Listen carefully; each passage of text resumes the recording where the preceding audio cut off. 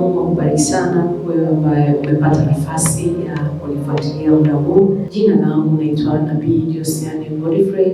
Wewe kama ni muamini wa Kristo, unamwamini Yesu Kristo, kama wewe umempa Bwana maisha yako na unasema kwamba Yesu ni Mwokozi wako, ni Mungu wako, basi neno hili ni kwa ajili yako. Katika kitabu cha Wakorintho mlango wa 12 kuanzia mstari wa 12 inazungumza juu ya mwili wa Kristo. Haleluya. Na inazungumza kwamba sisi ni viungo vingi katika mwili wa Kristo. Bwana Yesu asifiwe. Kwamba Kristo ni kichwa na sisi ni mwili. Kwa hiyo kama sisi ni mwili, manake tumeutengenezwa ule mwili wa Kristo. Sisi ni viungo vingi katika mwili wa Kristo. Bwana Yesu asifiwe. Haijalishi wewe ni mdogo, ni mkubwa, ni mtoto, ni mwanamke, ni mwanaume, ni kijana, ni mzee. Haleluya. Una pesa, haijalishi wewe umemwamini Kristo. Wewe ni sehemu ya mwili wa Kristo. Ni kiungo kimojawapo katika mwili wa Kristo. Na tukiutazama mwili wa mwanadamu, mwili wa binadamu una viungo vingi. Haleluya. Mwili huu una viungo vingi. Una mikono, una vidole vya miguu, una vidole vya mikono, una macho, una masikio, una mdomo, una utumbo, una moyo ndani yako, una mishipa ndani yako, una seli, una damu, una maji ndani ya mwili wako. Hivyo vyote vinaungana, kila kimoja kwa sehemu yake, kina kazi yake na kinaunganisha huu mwili na kufanya kitu kimoja, mwili mmoja. Haleluya. Na sisi neno ikatufananisha kwamba ni viungo vingi katika mwili wa Kristo. Bwana Yesu asifiwe. So kama sisi ni viungo vingi ndani ya kwenye mwili wa Kristo, hatuwezi tukafanana. Bwana Yesu asifiwe. Hatuwezi tukabeba vitu vinavyofanana, ingawa kichwa hicho cha Kristo, mwili huo. Haleluya. Hatuwezi tukabeba uwezo unaofanana, hatuwezi tukabeba nguvu zinazofanana, ila tumeumbwa, tumetengenezwa kwa ajili ya kutegemeana. Haleluya. Tunahitajiana. Bwana Yesu asifiwe. Kuna viungo ambavyo vinaonekana kwa haraka na kuna viungo havionekani, ni mpaka uingie kwenye microscope. Lakini vyote vina umuhimu, sio kwamba havina umuhimu. Na kiungo kimoja kikiugua, kiungo kimoja kikiumia, mwili mzima unapata maumivu. Ninaamini kwamba yote ananifuatilia sawa au sawa, kuna mahali umewahi kuugua au umewahi kupata maumivu hata kwenye mwili wako. Umewahi kuumwa kidole, ukaumwa jipu kwenye kidole, wanaita kidole. Kama umewahi kupita experience na hiyo, ukifika usiku jinsi maumivu yanavyokuwa makali, unasikia mapigo ya moyo yanapiga ndani ya kidole. Imagine ni kidole kinauma, lakini mapigo ya moyo unayasikilizia kwenye kidole, mwili mzima una maumivu. Sasa imagine tunafananisha kwamba sisi tuliokoka, tuliomwamini Kristo, tumefanyika viungo vingi, tumeutengeneza mwili wa Kristo, yeye ni kichwa.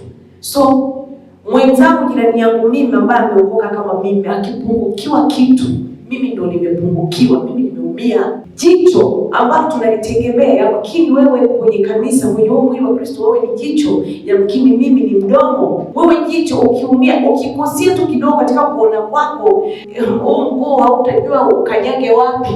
Kwa hiyo kama sisi ni viungo vingi katika mwili wa Kristo, kila mmoja wetu anapaswa ajitambue. Cha kwanza, yeye ni nani ndani ya kanisa. Haleluya. Ukishajitambua, ujue pia uwezo wako ulionao, nguvu aliyokupa Mungu, ujue ni neema gani Mungu amekupa, ujue uwezo uliopewa, ili uweze kumfaa jirani yako ambaye na yeye kuna neema ambayo amepewa. Kwa hiyo wote tunahitajiana. Tuache ubinafsi, tuache mashindano. Mwili wa Kristo, hasa kwenye nchi yetu ya Tanzania, kuna tatizo kubwa sana. Mashindano ni mengi, ugomvi ni mwingi. Yaani adui ametuweza kwenye eneo hili. ugomvi, mashindano, kujihesabia haki, kuona kwamba sisi ni bora kuliko wengine. Hapana, tunahitajiana, tunategemeana. Yamkini wewe ndani ya mwili wa Kristo, wewe Mungu amekupa neema ya maombi. Kuna mwingine Mungu hajampa uwezo huo. Yeye nguvu yake iko katika kuimba, yeye nguvu yake iko katika yeye analijua neno, kuifundisha neno. Mwingine amepewa uwezo wa kuona, macho ya kuona, mwingine amepewa masikio ya kusikia. Wote niamini mimi hatuna vyote. Yaani mimi kuna vitu ambavyo mimi sina. Ni nabii ndio, kuna neema nimepewa ya kinabii, lakini sio kwamba kila kitu nimepewa. Hapo kwa mfano Rivers of Joy Ministries International, we are prophetic, there is apostolic grace. Baba wa madhabahu ni apostle, I am a prophetess. Kwa hiyo mimi namhitaji na yeye ananihitaji. Kuna mahali we cannot walk, we cannot function the way God designed us. Kwamba kuna grace alionayo the man of God na mimi kuna grace nilionayo, yote tunahitajiana. The same applies to you who believe in Christ. Usiwe na mashindano. Hata neno la Mungu, Paulo kwenye nyaraka za Paulo amesema sana na amefundisha na akielekeza kwamba tusishindane, kila mmoja mhesabu mwenzie kuwa ni bora. Ukiweza kujua hiyo, ukiweza kuelewa hiyo, utaachana mashindano, utaachana na wivu, utaachana na magomvi yasiokuwa na sababu, utaachana na usuda, ila tuinuane, tutiane moyo, tuombeane, tupendane, tuishi kwa amani. Ukimwona mwenzio amepungua, usimsengenye. Wenzetu wa dini zingine wanatushinda. Wao nishawahi kuwasikia wakienda wakaanza kushindana hadharani. Wanatushangaa sisi wa mwili wa Kristo. Na ndio hapo wanapotushindia, kwa sababu kupitia kule kulumbana kwetu na kushindana kwetu wanapata kujua weaknesses zetu na wanazitumia hizo weaknesses kutuattack sisi. Adui anapata nafasi kwa sababu tumeacha upendo, hatupendani, tunashindana. Huyu anataka awe mkuu kuliko mwingine. Wewe una viungo viko ndani ya tumbo lako. Wewe umewahi kuiona appendix? Hujawahi kuona, unajua hata inafananaje zaidi ya kuona kwenye michoro. Ila ikiugua hiyo appendix, niamini mimi, tunakuzika. It is very important. Kuna viungo vingine, kuna watu unaweza ukawakuta kanisani ukawadharau muonekano wao, lakini hujui huyu mtu mbele za Mungu ni jicho la Mungu. Mimi nimewahi kushuhudia, kuna dada mmoja ambaye alikuwa ni kipofu na alikuwa ameokoka. Haleluya. Nadhani mpaka sasa hivi bado yuko hai. Miaka hiyo nilikuwa napita mazingira fulani magumu na tumeingia kwenye maombi ya muda mrefu.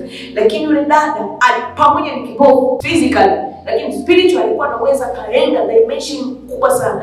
Na alikuwa anaweza kaona kwa Mungu na akakuletea majibu, akamwambia Mungu ameniambia 1 2 3 kuna it is the reality. Sasa imagine unakuta mtu kama huyo barabara ukamdharau. Ukadhani kwamba haoni. Anaona. Hata kama macho ya physical hayaoni. Kuna wao ukiingia kanisani, niamini ni wengi ukiingia kanisani, hamjawahi kujiuliza kwamba hichi kiti nani anawekana kila siku. Na mimi nikija nakuta kanisani viti vimepangwa, vimesafishwa, sio vichafu. Kuna wengine mnaenda kanisani, ukimaliza kunywa maji yako unaacha machupa ya maji, lakini ukija the following service ukuti chupa za maji. Wewe kujiuliza nani anasafishaga hiyo kanisa? Nani anakusafishiaga choo? Hao watu machoni kwa Mungu unaweza kawaona kawadharau, lakini machoni kwa Mungu ni watu muhimu sana. Haleluya. Usidhani kama wameajiriwa wanalipwa. No. God ordained them kwenye hizo nafasi kwa majira hayo. Usimdharau yoyote kwenye mwili wa Kristo. Sisi wote tunahitajiana, tunategemeana, tuombeane, tuinuane. Wewe neema aliyokupa na mimi neema aliyokupa, tushirikiane kwa pamoja tuweze kujenga mwili wa Kristo. Haleluya. Ninawapenda sana. Mungu akubariki sana. Kumbuka ile neno kwamba sisi wote ni viungo vingi katika mwili wa Kristo. Tunahitajiana, tunategemeana, na Mungu akubariki sana. Shalom, shalom.